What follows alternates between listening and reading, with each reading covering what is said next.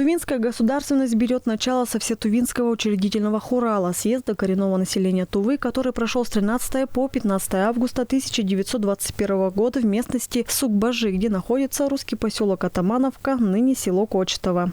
Территория, которая сейчас как музейный комплекс, в котором 3 мемориальных комплекса, один штаб-квартире самого Сергея Кузьмича Кочетова, где он сам лично проживал.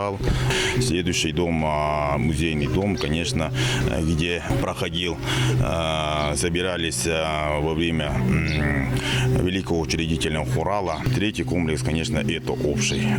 Там про нашу историю Туву, про наш Кажун, про наших передовиков. Именно здесь 100 лет назад собрались 62 делегата от 7 кажунов, представителей Уренхайского края, вместе с 10 представителями Советского Союза. Было создано государство. Действительно, это уникальное событие в том плане, что собравшись именно вот в этом селе, тогда еще назывался это Сукбажи, ныне это село Кочетово, здесь произошло вот такое известное событие, где прибыли представители всех районов Тувы, тогда еще хашунов, так называемых, и они здесь решили и создали свое государство, и была провозглашена Тувинская Народная Республика. Основную роль, конечно, сыграли это жители, которые голосовали, которые решали вопрос, как же дальше быть, потому что в 1914 году, как мы знаем, Тува, тогда еще Уренхайский край, был под протекторатом Российской империи. Ну и, конечно, Российская империя напала.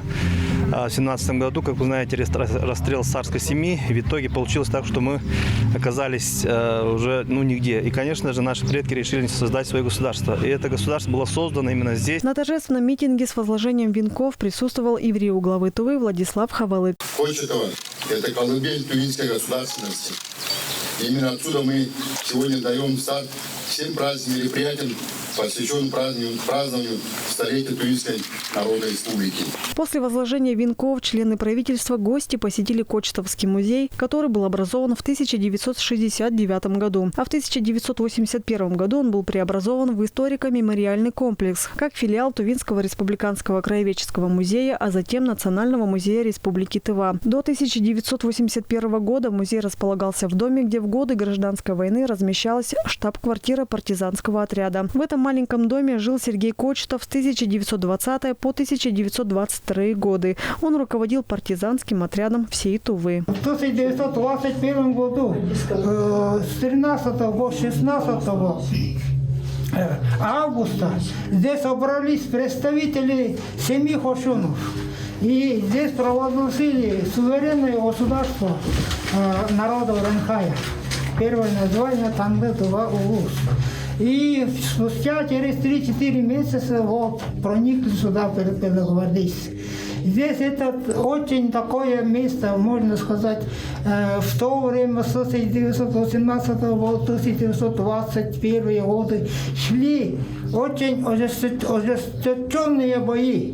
В музее выставлены рисунки древней Тувы, повешена географическая карта Тувы. На витринах выставлены экспонаты, датированные прошлым веком. Печатная машинка, телефон, радиотранслятор. Зрители наши, вас также поздравлю с праздником.